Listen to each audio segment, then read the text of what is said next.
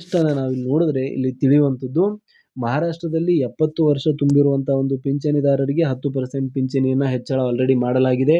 ತೆಲಂಗಾಣದಲ್ಲಿ 70 ವರ್ಷ ತುಂಬಿರುವಂಥ ಪಿಂಚಣಿದಾರರಿಗೆ ಆಲ್ರೆಡಿ 10% ಹೆಚ್ಚನ ಒಂದು ಆದೇಶ ಮಾಡಲಾಗಿದೆ. ತಮಿಳುನಾಡಲ್ಲಿ 75 ವರ್ಷ ತುಂಬಿದ್ರೆ 15% ಹೆಚ್ಚಿನ ಒಂದು ಪಿಂಚಣಿಯನ್ನು ನೀಡ್ತಾ ಇದ್ದಾರೆ. ಕರ್ನಾಟಕದಲ್ಲಿ ಮಾತ್ರ ಒಂದು ರಿವರ್ಸ್ ನಿಯಮ, 80 ವರ್ಷ ದಾಟಿರುವಂಥವರಿಗೆ 20% ಹೆಚ್ಚಿನ ಒಂದು ಪಿಂಚಣಿಯನ್ನು ನೀಡ್ತೇವೆ ಅಂತ ಈ ಸರ್ಕಾರ ಆದೇಶ ಹೊರಡಿಸಿರುವಂಥದ್ದು. ಸೊ ಹಾಗಾಗಿ ಪ್ರೆಸೆಂಟ್ ಆಗಿ ಸರ್ಕಾರಿ ನೌಕರರು ಕೇಳ್ತಾ ಇರುವಂಥದ್ದು ಅಷ್ಟೆಲ್ಲ ಲೇಟ್ ಬೇಡ, 70 ವರ್ಷ ಆದರೆ ನಮಗೆ 10% ಹೆಚ್ಚಿನ ಒಂದು ಪಿಂಚಣಿಯನ್ನು ನೀಡಿ ಅಂತ ಇವಾಗ ಕೇಳ್ತಾ ಇರುವಂಥದ್ದು. ಅದಕ್ಕೆ ಸಂಬಂಧಿಸಿದಂತೆ ಸರ್ಕಾರದ ಒಂದು ಜೊತೆ ಮಾತುಕತೆಯನ್ನು ಕೂಡ ಮಾಡಲಾಗ್ತಾ ಇದೆ. ಅದೇ ಒಂದು ಇವತ್ತಿನ ವಿಡಿಯೋನ ಪ್ರಮುಖವಾಗಿರುವಂಥ ಅಪ್ಡೇಟ್.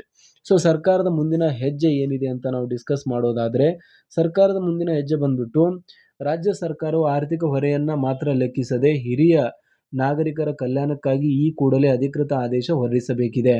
ಪಿಂಚಣಿದಾರರ ಸಂಘದ ಪದಾಧಿಕಾರಿಗಳು ಹಾಗೂ ಸರ್ಕಾರಿ ನೌಕರರ ಸಂಘದ ಅಧ್ಯಕ್ಷರಾದ ಸಿ.ಎಸ್. ಷಡಕ್ಷರಿ ಅವರ ನೇತೃತ್ವದಲ್ಲಿ ಈಗಾಗಲೇ ಸರ್ಕಾರಕ್ಕೆ ಮನವಿ ಸಲ್ಲಿಸಲಾಗಿದೆ. ಹಣಕಾಸು ಇಲಾಖೆಯ ಅಂತಿಮ ಒಪ್ಪಿಗೆ ಹಾಗೂ ಮುಖ್ಯಮಂತ್ರಿಗಳ ಅಂಕಿತ ಮಾತ್ರ ಬಾಕಿ ಇದ್ದು, ಮುಂಬರುವ ದಿನಗಳಲ್ಲಿ ಶುಭ ಸುದ್ದಿ ಸಿಗುವ ವಿಶ್ವಾಸ ಇದೆ ಎಂದು ಎಲ್ಲರೂ ಕೂಡ ಹೇಳ್ತಾ ಇದ್ದಾರೆ. ಸೊ ಹಾಗಾಗಿ ಸರ್ಕಾರವು ಇದಕ್ಕೆ ಸಂಬಂಧಿಸಿದಂತೆ ಮಾತುಕತೆಗಳು ಆಲ್ರೆಡಿ ನಡೀತಾ ಇರೋದ್ರಿಂದ ಇದಕ್ಕೆ ಸಂಬಂಧಿಸಿದಂತೆ ಒಂದು ಗ್ರೀನ್ ಸಿಗ್ನಲ್ನ ತುಂಬ ಬೇಗ ನೀಡಲಿದೆ ಅಂತ ಕೂಡ ಹೇಳಲಾಗ್ತಾ ಇದೆ.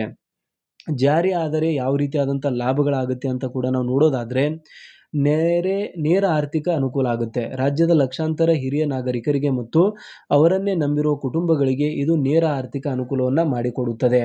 ಉತ್ತಮ ಆರೋಗ್ಯ ಸೇವೆಯನ್ನು ಕೂಡ ಇಲ್ಲಿ ಪಡೆಯಬಹುದಾಗಿದೆ. ವಯೋಸಹಜ ಕಾಯಿಲೆಗಳಿಗೆ ಉತ್ತಮ ಗುಣಮಟ್ಟದ ಚಿಕಿತ್ಸೆ ಪಡೆಯಲು ಮತ್ತು ವಿಮೆ ಕಟ್ಟಲು ಈ ಹಣ ನೆರವಾಗುತ್ತದೆ. ಸಂಪೂರ್ಣವಾಗಿರುವಂಥ ಲಾಭ 7ನೇ ವೇತನ ಆಯೋಗದ ಅಸಲಿ ಮತ್ತು ಸಂಪೂರ್ಣ ಲಾಭ ನಿವೃತ್ತರಿಗೂ ಕೂಡ ತಲುಪಿದಂತಾಗುತ್ತದೆ. ತಾರತಮ್ಯ ನಿವಾರಣೆಯಾಗುತ್ತದೆ.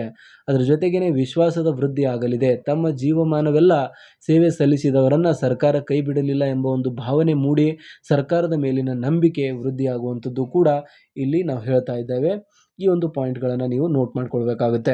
ಸೊ ಇದಾದ ಮೇಲೆ ನಿರೀಕ್ಷೆಯಲ್ಲಿರುವಂಥ ಒಂದು ನಿವೃತ್ತರು ತಮ್ಮ ಇಡೀ ಜೀವನವನ್ನು ರಾಜ್ಯದ ಅಭಿವೃದ್ಧಿ ಹಾಗೂ ಸರ್ಕಾರದ ಸೇವೆಗೆ ಮುಡಿಪಾಗಿಟ್ಟ ನಿವೃತ್ತ ನೌಕರರಿಗೆ ಈ 10% ಹೆಚ್ಚಳ ಭಿಕ್ಷೆಯಲ್ಲ, ಅದೊಂದು ಹಕ್ಕು.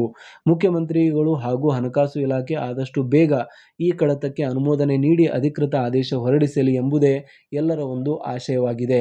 ಸೊ ಇದಕ್ಕೆ ಸಂಬಂಧಿಸಿದಂತೆ ದಯವಿಟ್ಟು ನಿಮ್ಮ ಒಂದು ಅನಿಸಿಕೆಗಳನ್ನು ಕಮೆಂಟಲ್ಲಿ ತಿಳಿಸಿ. ನೆರೆಹೊರೆಯ ರಾಜ್ಯಗಳಲ್ಲಿ ಆಲ್ರೆಡಿ ಇಂಪ್ಲಿಮೆಂಟ್ ಮಾಡಲಾಗಿದೆ.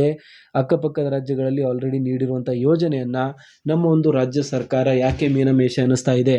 ಆಲ್ರೆಡಿ ಇದನ್ನು ಫಾರ್ ಎಕ್ಸಾಂಪಲ್ ಆಲ್ರೆಡಿ ಇದನ್ನು ಒಂದು 7ನೇ ವೇತನ ಆಯೋಗ ತನ್ನ ಒಂದು ರಿಪೋರ್ಟಲ್ಲಿ ನೀಡಬೇಕು ಅಂತ ಹೇಳಿದ್ರು ಕೂಡ ಯಾಕೆ ಸರ್ಕಾರ ನೀಡ್ತಾ ಇಲ್ಲ, ಯಾಕೆ ಮೀನಮೇಷ ಅನ್ನಿಸ್ತಾ ಇದೆ ಅಂತ ಕೂಡ ಇಲ್ಲಿ ಒಂದು ಸರ್ಕಾರಿ ನೌಕರರ ದೊಡ್ಡ ಪ್ರಶ್ನೆಯಾಗಿದೆ. ಸೊ ಇದಕ್ಕೆ ಸಂಬಂಧಿಸಿದಂತೆ ನಿಮ್ಗೆ ಏನು ಅನಿಸುತ್ತೆ?